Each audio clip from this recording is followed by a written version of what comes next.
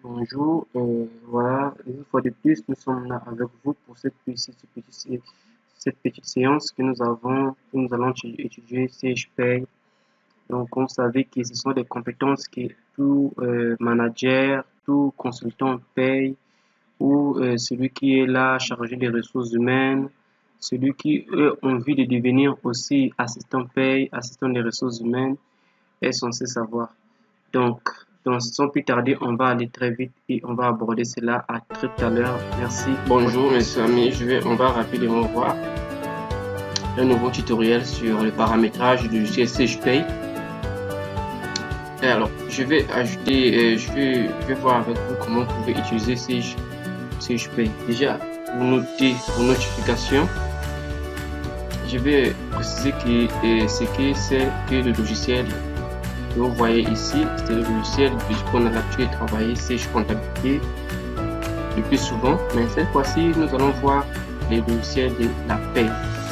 Les logiciels de la paye, Stage, composant paye, c'est ce qu'on utilise dans les ressources, ceux qui sont chargés de la paye vont utiliser le service des ressources humaines utilise. Et ça va être quoi? C'est un composant qui vous permet de pouvoir élaborer vos états de paie en fin du mois, au cours du mois, de traiter les heures de travail, les congés, de l'entrée du salarié jusqu'à sa sortie. Cela est suivi à travers ce logiciel. Donc, vous avez la société. Alors, pour les notions de rappel, je vais juste mettre ici quelques petites notions et rappel ici. Je vais finir un peu. Voilà. Je fais ça, voilà. Je vais mettre comme vous voyez notion. Notion de rappel. Voilà. On va étudier ici. L'entreprise a une partie de comptabilité et comment est structuré, comment reste structurée l'entreprise. Une entreprise, quand vous travaillez dans l'entreprise, il y a plusieurs services. Il y a plusieurs services, on va voir. Et donc voilà, pour faire simple, je vais mettre juste des puces. Des puces, je vais mettre là. Donc nous avons ici, on va voir un peu en matière de gestion, en fait, on va avoir un service de finance et comptabilité. Service, voilà, de finance, voilà, et comptabilité. Stabilité. On va définir un peu qu'est-ce que ce service fait. Pour le moment, nous ne sommes pas sur ça, nous sommes sur la paie. Service, ensuite il y a les services des ressources humaines. Des ressources humaines et du personnel. Dans ce service, c'est là où on va traiter en fait les traitements. Ils sont chargés de quoi? Les services des ressources humaines est chargé du recrutement ou de l'embauche. Hein? Ça veut dire que chargé du recrutement ou de l'embauche, c'est la même chose. L'embauche, ils vont faire quoi? Une fois que le personnel il est recruté, il est embauché, l'intégration, faire le suivi d'intégration du personnel dans la société, ok. Une fois que le personnel est intégré dans la société, qu'est-ce qu'il va faire encore? Le personnel va pouvoir obtenir un contrat. Donc, quand on parle d'intégration ici, ça veut tout simplement dire que c'est remplir tous les engagements que l'entreprise a vis-à-vis de ce personnel. C'est-à-dire qu'on va lui établir un contrat, on va l'enregistrer au niveau de la CNCS, on va lui payer, on va traiter son salaire chaque fin du mois. Donc, il est payé chaque fin du mois. OK. Et c'est ça. Alors, ça va faire le traitement des salaires. Traitement de la paye ici personnel là. Traitement de la paye ici personnel. Et voilà. Calculer ses congés. Calculer ses congés. Suivre sa carrière. OK.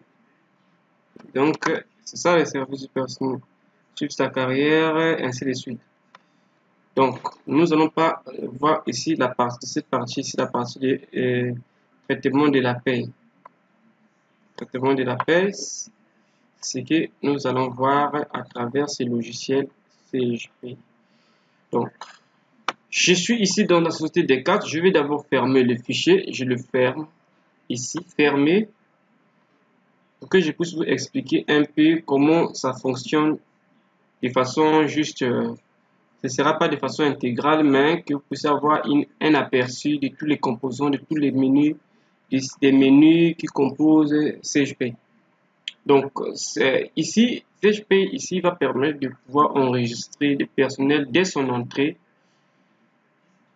On l'enregistre, on le crée dans le logiciel. On va éditer son contrat. La date de son contrat, le terme du contrat, est-ce sera un contrat à durée indéterminée ou c'est un contrat à durée déterminée. Pour notion de rappel, nous allons vous dire simplement vous rappeler que le contrat à durée déterminée et indéterminée, quelle est la différence? Ces deux contrats ont une différence dans ce sens où le contrat à durée indéterminée, c'est le contrat normal. Normalement, un salarié, lorsqu'il est recruté, il est recruté sur un contrat à durée, devrait être recruté ou il est censé être recruté sur un contrat à durée indéterminée. Maintenant, le législateur a fait qu'il puisse, pour des cas d'exception, il y a des entreprises où il y a des différentes sortes de chantiers où les termes il est fixé. Ces postes ne peuvent pas être couverts sur une durée vraiment indéterminée. Ça peut être un chantier où on a besoin de ce service, de ce travail pour une période un peu ponctuelle. Ça veut dire qu'il va durer pour 6 mois, une année. Une société qui intervient, par exemple, on meurt dans le cadre de la maintenance, ils ont un contrat défini, ils interviennent de façon ponctuelle. En ce moment-là, ils recrutent ce personnel-là pour exécuter cette mission. Après, lorsque la mission sera terminée, le chantier va fermer. Par exemple, une société qui fait le bâtiment, il travaille sur la base des contrats qu'il va avoir, des marchés qu'il obtient. Il ne peut pas recruter, par exemple, les maçons, les ingénieurs en bâtiment sur une durée indéterminée, d'autant plus que son activité ne lui garantit pas d'avoir des chantiers, des marchés de façon pérenne. Donc, il va recruter des personnels qui vont travailler suivant le chantier, suivant les contrats qu'il a. S'il a un contrat pour construire un immeuble et que la durée estimée c'est 2 ans, effectivement, il est obligé de recruter des gens pour les fixer un contrat à durée déterminée de 2 ans.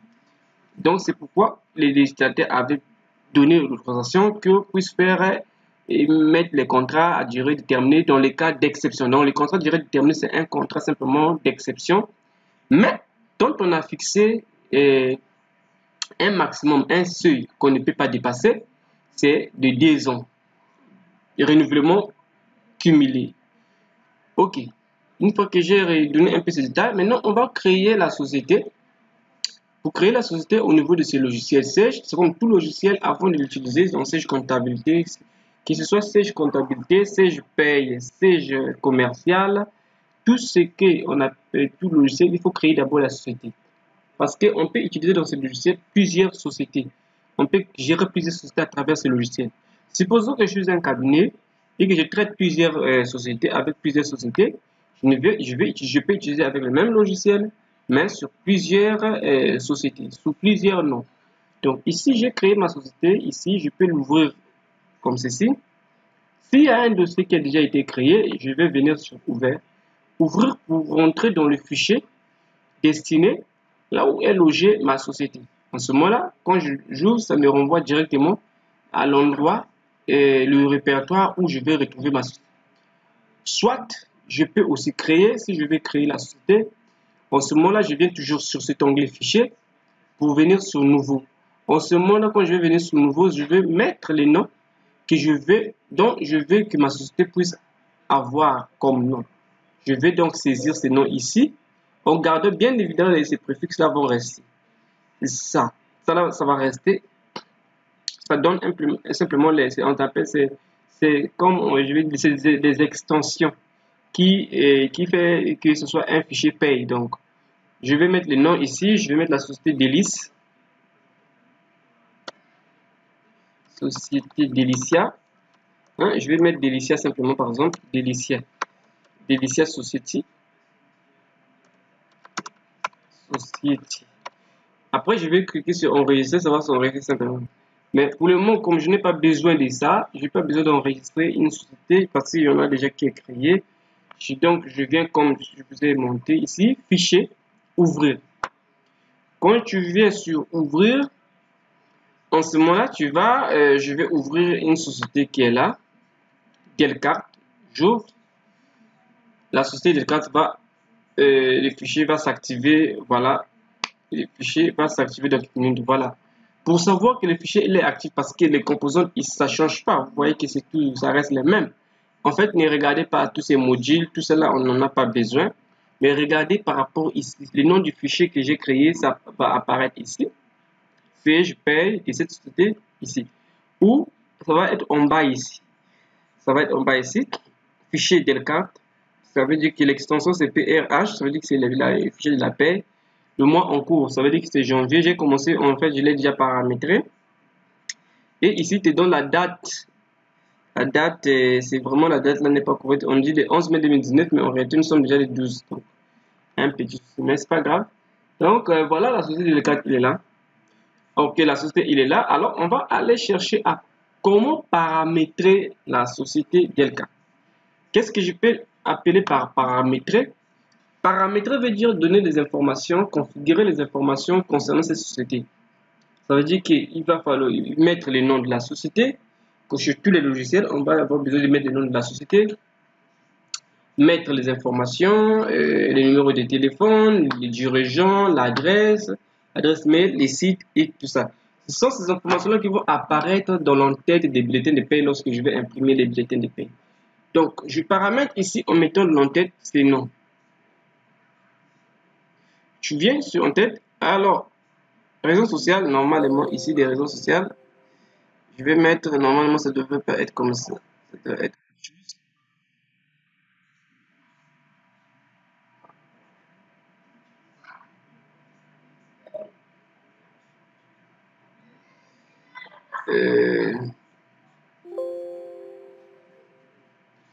Bon, normalement, c'est pas ça qui doit être ici. Ici, il doit avoir le nom de la société, qui est la société Delcart. Après, compléter l'adresse, compléter le pays. Je peux choisir le pays à partir d'ici.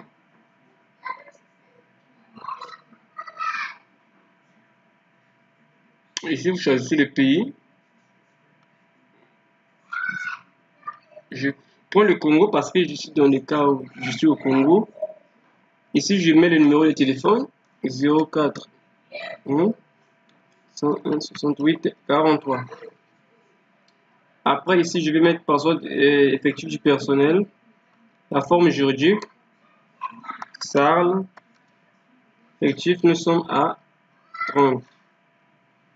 Au capital, je vais mettre 5 millions. OK. Après, ici, code postal. Je mets pas. Après, c'est bon. Je peux cliquer sur OK. Une fois que je l'ai fait, je vais toujours sur fichier parce que c'est ici que je vais tout paramétrer. Quoi. Paramétrage de paye. Sur le paramétrage de paye, ici, je vais mettre les informations. La date, des débuts de l'année, le mois en cours, l'année et la date du jour. Aujourd'hui, c'est pourquoi vous avez vu ici qu'il y avait le 11 parce que la date était erronée, mais je mets ici les 12. Alors, le format des états. Le format des états ici, c'est l'état, comment la manière va se présenter le bulletin de paie. Alors, je mets et tout cela. Moi, je ne modifie rien. Vraiment, je vais juste venir sur entrée. Je fais ça juste pour que vous puissiez voir un peu comment ça va se présenter. Je continue sur le paramétrage.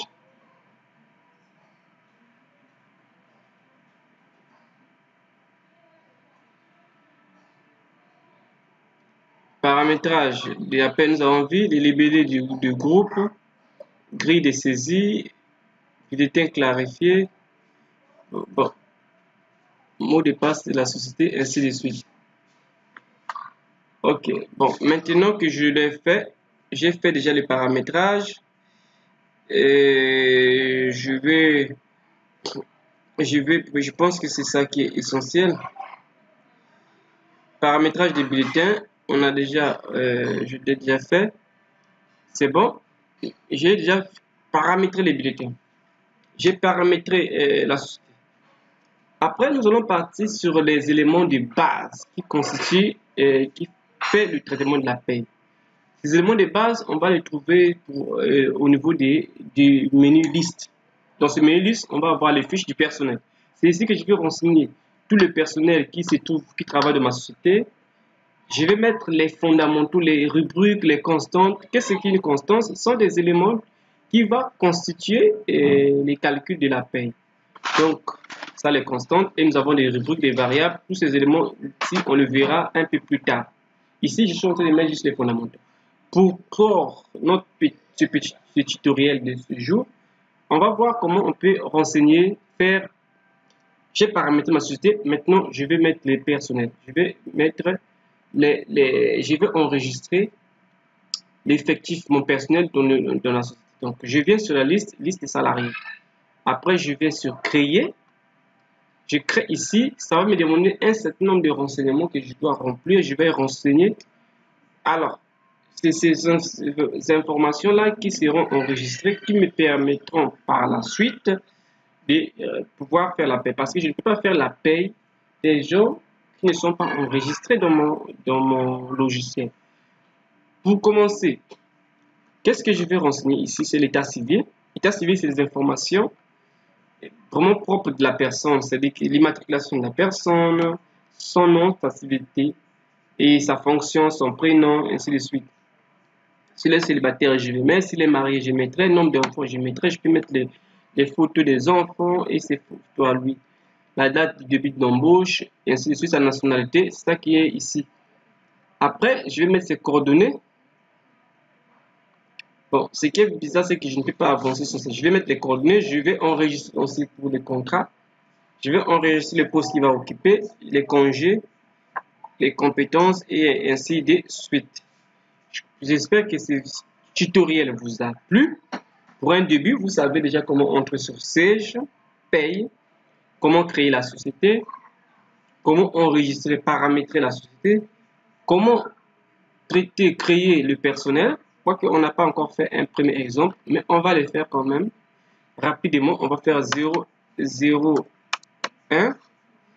Alors, je mets ici, je vais mettre, donc là, voilà, je mets le c'est un monsieur, Mabiala Firmin. Mabiala Firmin est son nom. J'ai mis Mabiala, mais en fait, je dois mettre Mabiala simplement.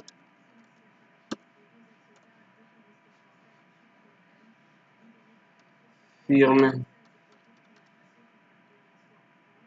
Après, je mettrai qu'il est célibataire et bon, il est marié avec 2 enfants. Mes chers amis, ces informations sont importantes parce que ces informations, lorsque soit il est marié, soit que la personne soit célibataire ou mariée, va changer même les calculs de ses impôts.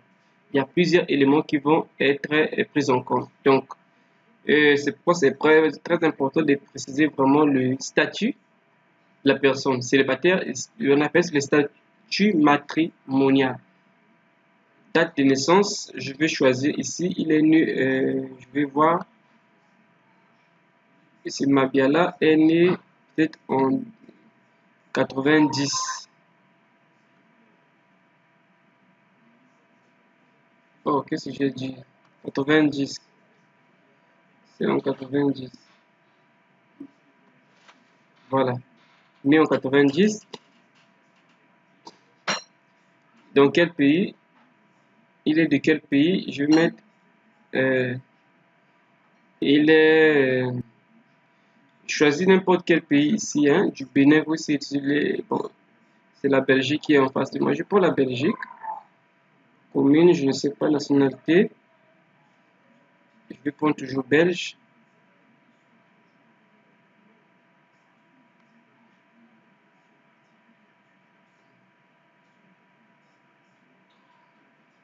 On peut ajouter parce que je vois ici, il n'y a pas de nationalité. Bon, après, je ne vois pas toutes les nationalités. Ici, je ne vais pas vraiment rentrer. Oui, nationalité belge.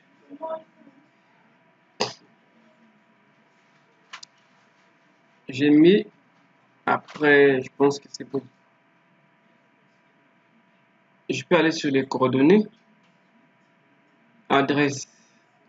Je vais renseigner et tout, et tout, et tout, vraiment. Après, je viens sur son contrat. Moi, je vais fermer. Je crois que ça va me réfléchir. Peut-être. Là, du contrat n'est pas mis. Bon, je veux que vous voyez, c'est comme ça que c'est fait. Et on va continuer. Donc, pour le reste, je vous prie, si ce tutoriel vous a plu, de pouvoir me mettre un pouce bleu en bas de la vidéo là et de vous abonner à la chaîne YouTube et afin de ne pas manquer les prochains tutoriels, les prochaines formations. Si vous avez des questions, vous avez des commentaires à mettre, plus des mots de compréhension, mettez un commentaire et on va lire et on va vous répondre.